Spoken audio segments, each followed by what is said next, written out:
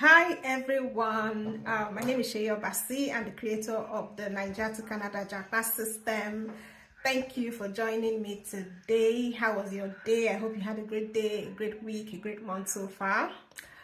Today I want to talk about something very important. I've titled it The Worst 5 Programs for International Students to Study in Canada. So it's the 5 worst types of programs for international students to study in Canada. So now there's a lot of love for Canada, especially people who want to come to Canada to study and people who want to come to Canada to live because of so many benefits that Canada offers. Now there are also lots of people who want to come to Canada to study. A lot of people are making the move, but then some people are making certain mistakes that they find out when they're already in Canada and it is too late to do anything about it. So today I want to help such people because I want as much people as possible to come to Canada and fulfill their dreams. So these are the 5 types of programs that you must avoid if you're an international student, and especially if you want to stay back in Canada to do a post-graduation work permit and also to use that as a route to permanent residence for yourself and your family. Okay, so we'll just jump into it right away. So the first type of programs is programs that are in schools that are not designated learning institutes. So I talk about this all the time. If you want to come study in Canada, please make sure you're studying at a school that is a designated learning institute. And it's very easy to find this information. It is online on the Canada website. There's a list of designated learning institutes. So these are schools and programs that will give you a post-graduation work permit, which allows you to work in Canada for a period of between 1 to 3 years, depending on the length of time that you have studied, okay? So if you come to a school that is not a designated learning institute, number one, you do not get post-graduation work permit, which means that when you finish studying in Canada, you have to now look for other ways to stay in Canada because you're not going to get that open work permit that allows you to work in Canada. In addition, if your spouse is joining you in Canada, they also cannot work while you're studying because you're at an institute that is not a DLI. So I mean, no matter how juicy the DLI, the non-DLI school is, those are the negatives of studying in a school that is not the DLI. If you want to stay back in Canada and you want to become a permanent resident using the study route, it is better to go to a school that is a designated learning institute, okay? It is very easy to find them. You will find them on the Canada website. They will indicate that they are designated learning institutes. Not all designated learning institutes give post-graduation work permits. They will also indicate that they also give post-graduation work permit, right? Now, the second type of programs you shouldn't come to do in Canada if you're an international student that wants to stay back in Canada to work after your studies is short training programs. So I get a lot of people asking, oh, can I come and do a short course? Can I just come for a conference and then stay back? If you want to do a short course, which is a program that is less than 8 months, 8 months is the longest that you can do that, 2 semesters of 4 months each to get a post-graduation work permit. If you want to do a program shorter than that, then that's a short course. You do not need a study permit to come and do that program. And you're certainly not going to get any post-graduation work permit to stay back in Canada after your study. So those short training programs are just programs like professional programs, so to speak, that you just get to learn something, and after learning it, you go back to your country. If you get to stay back in Canada after doing those programs, you can only stay back if you get maybe an employer-specific work permit, you get a job and the employer is ready to give you a DLI and a work permit, except that you would have to go back to your country after doing such a course. So it is really not recommended for you if you want to stay back in Canada after your studies. The third type of program that I wouldn't recommend to you if you're an international student and you want to stay back in Canada is programs that are not related to your major or not related to your background. And the only time that you should do this is if you can justify it. For example, you did business administration in school, but you want to come to Canada to do nursing or health sciences because you heard that they are hot selling careers in Canada, which is great, they are hot selling. But please, if you did a management program, you're not even a science student and you want to come to Canada to study nursing, first of all, I doubt that you will get the admission. And even if you do get the admission, I doubt that you will get the visa, except there's something in your background that can actually justify that. visa officers in Canada don't like to see that disparity of being on one end of the spectrum and then you want to come to Canada to study something else. They can actually not see the justification, except you're actually showing them that there's actually a justification for me to come and do this program, and you explain that in your SOP so that they can see it, or else you might not be able to get a visa for that and you just be wasting your time. So I would advise you to actually do programs that are related to your background. If you did something in management, you've probably been doing a job in the bank, you can actually come and do something in marketing. If your job is in marketing, something related to your background, something that you can point to. And this is what I've been doing. Okay, so a lot of people like human resources, and they ask, can I come and do human resources because I'm a lawyer or because I'm a this? If you've worked in human resources before, you've done a couple of courses, or you're even certified in human resources, then you have a justification.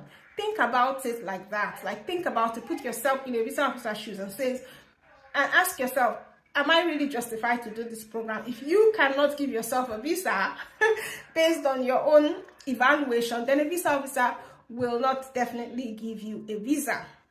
Okay, so the fourth kind of program that I would not recommend for an international student who wants to come to Canada and stay back are the ESL programs. ESL programs are English as a second language programs, and they last from anything from 2 weeks to about a year. ESL programs are for people who actually want to come to Canada to study English language. So it's like an English language course where they come to learn how to speak English. So they are usually ESL courses. They are offered in universities a lot. And I see a lot of like people from Asia, China, Japan coming to do ESL programs. So ESL programs are not liable for post-graduation work permits because they're just saying a language. A lot of them who come here to do ESL actually convert to do an actual maybe English language course or a different kind of course after they're done with ESL. But ESL alone will not give you a post-graduation work permit. And if you're from an English-speaking country like Nigeria, Ghana, you might not need to do the ESL. I mean, what's the point? You already know how to speak English language. So it's better you come to do a program that you're actually hitting the ground running in Canada, okay? So ESL programs are out, in my opinion. The fifth kind of program that I'm going to talk about, you might not have a lot of power over this, are programs with limited job opportunities in the province or city that you're going to. Yeah, so even though I did say that you should do programs that are in line with your background, in line with what you studied before or your work experience, it is also important for you to check in the province where you're going to or the city to see what it is that is in their job market, what it is that is in demand in that province, because it can differ from city to city and from province to province. And one thing that I will say to you is that when you're in Canada, you can actually change your program to do something that is in demand. Trust me, you don't want to finish school and then you start looking for a job, or maybe you did hotel management and you're done with school. You can't find any job in hotel management, okay? Now, or there's maybe cities in Canada that have a high demand for hotel managers because maybe they are cities where tourists like to go to. They have a lot of hotel management positions. If you're like in a city like mine, nothing is basically happening. I don't know how good hotel management is. So there are certain courses, certain programs that are high selling that many people want to do. What I would advise you that when you get to Canada, if your program, you find out that the program that you currently are in is not high selling, you might want to change to something else to do a program that is in high demand. The fifth one or sixth one I'm going to talk about is doing a program that is lower than what you currently have. For example, you have a master's in computer science and you say you want to come to Canada to do a diploma in computer science. I mean, think about it. You're apparently overqualified for that course, even if it's in line with your background, it's in line with what you've done in the past. But trust me, when you put in such an application, a visa officer will want that you already know. Well, as far as they're concerned, everything that has to do with computer science. Why are you now coming to do a lower program, a diploma, where you already have a master's?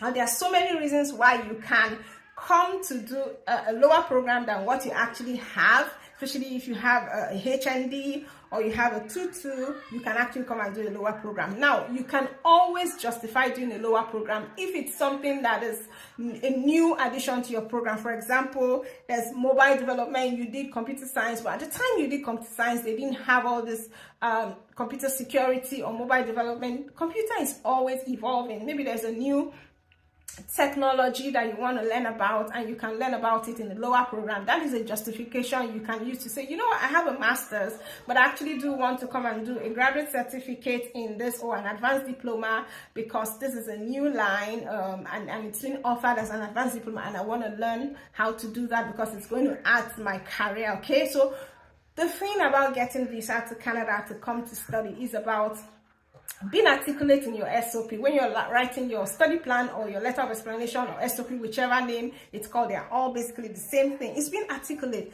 Let that visa officer see that you're intelligent, you know what you're talking about. You can pull statistics from the internet of how maybe that new development in tech, in health sciences, in business, in HR, whatever, in law, how that new technology is going to help you, even though it's a lower degree, it's going to help you to be more visible in your career, to be more sellable or whatever. Okay, so show that visa officer that you're actually intelligent, you know what you're talking about, and when they see that you are organized, you're intelligent, you know what you're talking about, except there's something else wrong with your application, that will not be a reason for them to deny your application.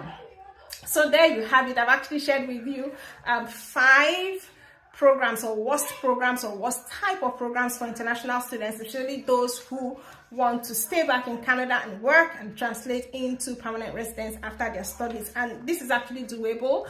You can actually become a Canada permanent resident using the study route. That's the route that I use, a route that a lot of people have used. And our program, the Naija to Canada Japa system, has helped a lot of people to come to Canada as students. Some of them are studying, some are finished studying, they are working, and some of them have also become permanent residents with their family in Canada using the Naija to Canada Japa system. And if you check below the video, you would actually see a link that explains what the Japa system is and how it can help you to become a Canada permanent resident using the study route. Okay, so and if you have problems choosing the best program for you to do in Canada that will actually give you a good grasp of what you're doing and help you to hit the ground running, the Canada Japa system also helps with that. So that is all that I have for today. It's been fun talking to you. I hope you also got value.